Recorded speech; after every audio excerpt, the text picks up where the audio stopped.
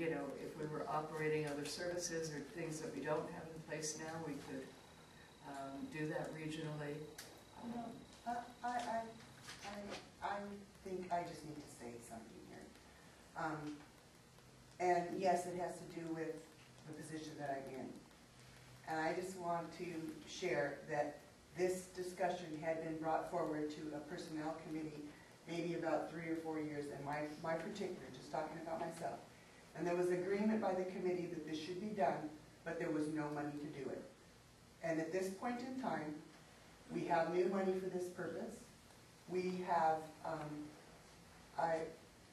not just myself, but we're working, our counterparts are at a different salary range that we are.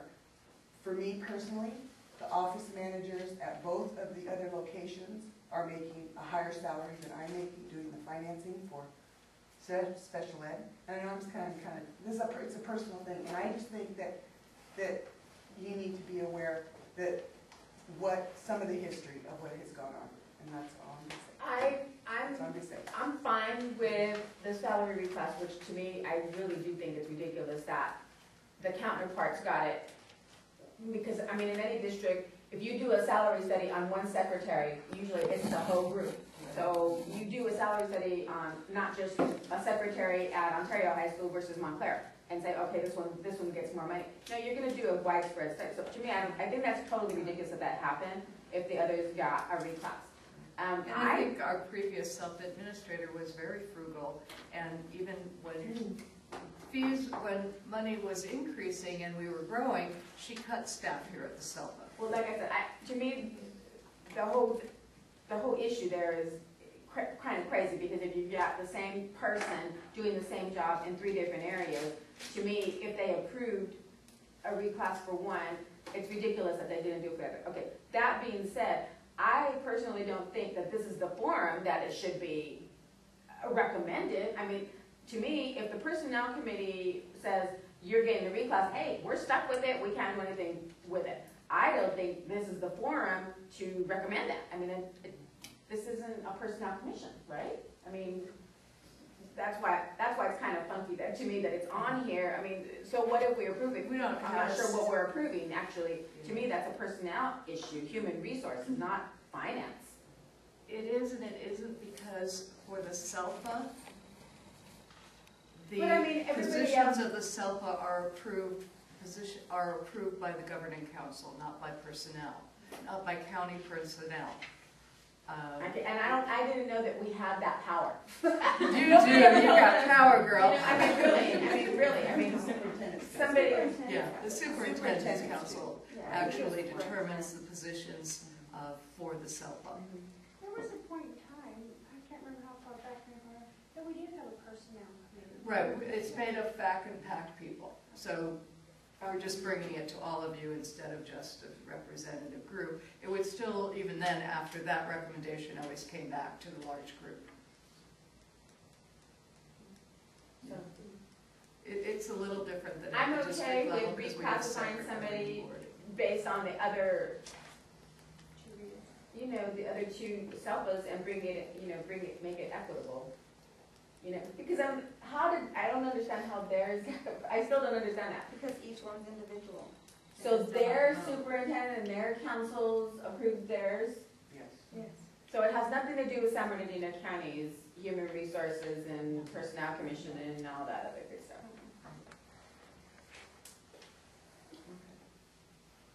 Then it makes sense, I guess. Which is up, I mean, because they are the employer representatives, so I understand what you're saying. Yeah, just sounds weird all the way around, so. Then I agree with you, Carolyn, it doesn't seem like it's part of this. We're approving the concept of it, but not necessarily each individual. Well, they're just saying that this is the recommending board. That's why I said I never knew we had this authority at all to recommend salary increases for positions. Well, Superintendent's Council has the authority to do that. We're recommending, so we're recommending. Well, but the way I look at it is I'm just taking in information, and I'm going to take it back to the superintendent and give my recommendations to him. To me, there's no formal vote here at all, and not even an informal vote, in my opinion. No, there is. We're going to be recommending. Well, I understand that, but to me, I don't even, It doesn't count for anything, I- kind of. if you asked for a vote for me today, I probably would just say abstain, because I'm just gonna take it back to the superintendent and walk through what I think. I mean, I understand It's that, the superintendent's unless we recommend. Exactly. Exactly, I mean, we are the recommending board. well, I understand It's that. like we're writing a board agenda saying, I recommend this, now you send it to board, and you rubber stamp it, because they're gonna take our recommendation. So I mean, Not yes, necessarily. you're not the voting, you're not, yeah, I mean, of course, nothing is ever 100%. But I mean, you're the recommender, so I'm saying, I didn't ever realize that we had this authority at all. I But mean, like I didn't last know. month, though, we didn't pass it and you took it to the superintendents anyways, Right. and they tabled it, or Right. sent it back. Yeah, whatever. and So it it's- didn't take our recommendation to take it to them anyways. I mean, as a self-administrator, if there is a split recommendation, it is up to me to decide where to go. And so, but the superintendent's always ask, is this supported? And often, usually in my board item, I will put, based on the recommendations of PAC and FAC. So, your advisory, yes, so you don't actually get a formal vote per se, but we want to get a feel of, and, as anything, as any governing board, I mean, a superintendent wants to bring forward items that have support. So, I mean, they don't want to be squabbling there in the middle of superintendent's council meeting. So they do expect us to continue to work it out until we have the support here. And I understand that, I understand the need for the consensus on, I just don't know, do we have quorum? I mean, the way I see it is like, if there's half of the FAC is missing and a recommendation goes forward, how does that affect, there's no really quorum or set. I understand what you're saying though, that you'd like to have consensus that says, the consensus of the group is that we go forward. It's just not a voting committee. I mean, it's not a voting group. No, we usually do, we may do a thumbs up, thumbs down kind of thing, not a formal vote. And then, just based on what you just said to me, I mean, I'm just throwing this out there, I mean, not that nobody deserves a reclass, that everybody does, but I don't know what the logic was when they made that at the other level. And who's on that team and who's on that committee that came up with those ranges. Yeah. So for any other, it's kind of like, if that's the case, we're our own separate districts. What Chino gets paid versus Ontario Montclair are two different things based on their individual entities and board. So you can't necessarily say the jobs are exactly equal. I mean, maybe they are, but I don't know that they are. And you don't know the people that are in position to make those recommendations from the other SELPAs. So now to say, okay, well, this person's getting this over here, we should have the same equity. I don't know that for a fact because I haven't seen no study and comparisons and, Right. we're just going based on, this is what this person's getting paid, so therefore, now you're saying we're basically separate districts. One SELPA appears one district and we're the other district. Now, the rate of pay is determined by our AU. The position is determined by the governing council. So, like in some SELPAs, you have a SELPA administrator, some you have an executive director, some you have an assistant superintendent. So the SELPA determines what that position would be. So the governing board of the SELPA does that. The actual pay rate is determined by your AU, which is, in our case, is the county office. So you couldn't say, Joan, I think you should get paid. You're doing a great job this year. I think you should get an increase in pay. They won't let that can't happen. No, but they you can say, have to we say, want to I think you reclassify you should to an have a assistant different superintendent. position. Because we like you, and we're in favor of you, and the board's in favor of you, so let's just do it, regardless of how good you are, because Right. we like you. That's what I'm saying, so, Yeah. It's not like, because for superintendents and everything where you may actually come up with a salary package. So, it is a little different. And that's been discussed even between, the three SELPAs. we're the largest SELPA here. It doesn't mean anyone here gets paid more. We have 10 districts. East Valley has 5. It's probably a lot easier to get consensus on 5 unified districts than all 10 of us. But, so I mean, you take the position you take.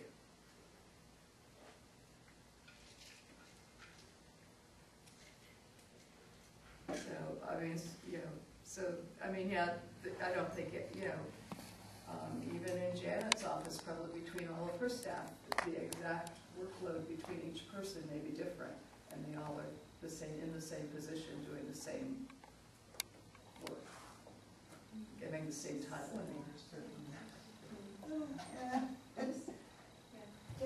Special ed is a lot more difficult. So the special ed people, yeah. So, do you want to go ahead and finalize this item or take a break?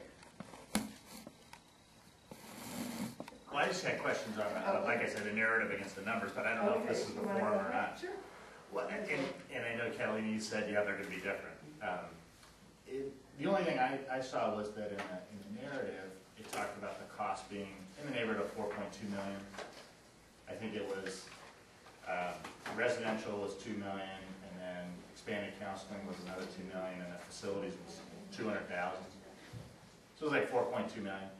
But the allocation on here was $3.485, and I wasn't sure the Right, difference. what happened was Joan went ahead and asked me to go ahead and revise this and make some changes based on what our new numbers are and everything.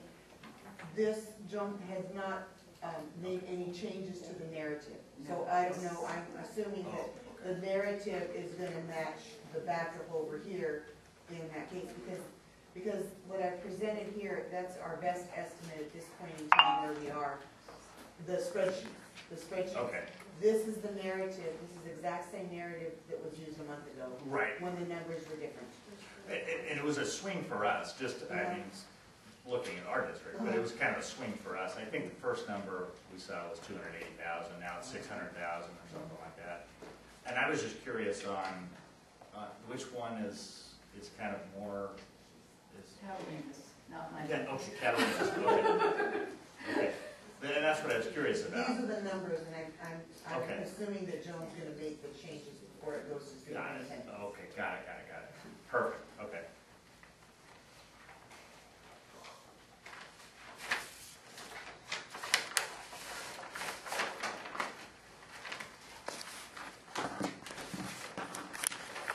So we'll go ahead and move this forward to superintendent.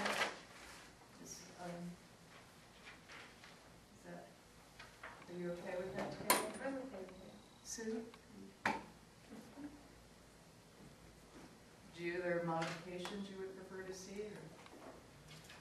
No, I mean, I'll share what the concerns are I have with my superintendent, and he'll do them up if he wants to.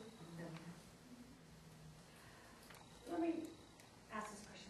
I mean, I know that we have mental health money sitting, waiting to be distributed. Right. So that's kind of an issue with what to do with it if this is not adopted. But I think, what I'm reading in here is, are we combining too many things? Should we just be approving to move forward a concept and not, and then put, if it's a personnel issue and the ongoing facilities, if that's a separate issue, do we need to bring that separately and kind of get a concept for distributing? We can go back at a later time if that's all approved and put those costs in there and adjust the distribution. But we have this piece sitting there right now that is just sitting in an account waiting to be distributed.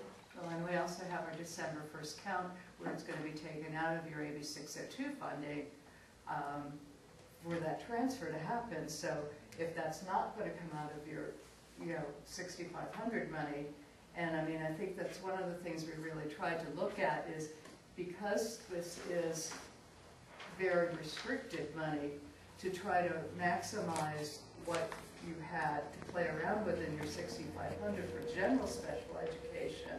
And so that's why some of these costs were moved over here. My concern is if there are finance people who have concern and they go back and talk about the reservations with their superintendents, we go to superintendent's and it gets roadblocked again, I mean, we've got another month of everything sitting there. Yeah. So I'm wondering if we should take a look at, I mean, really just put the elephant in the middle of the room and say, okay, these are the issues that we have concerns about. If it's the personnel and the facility costs,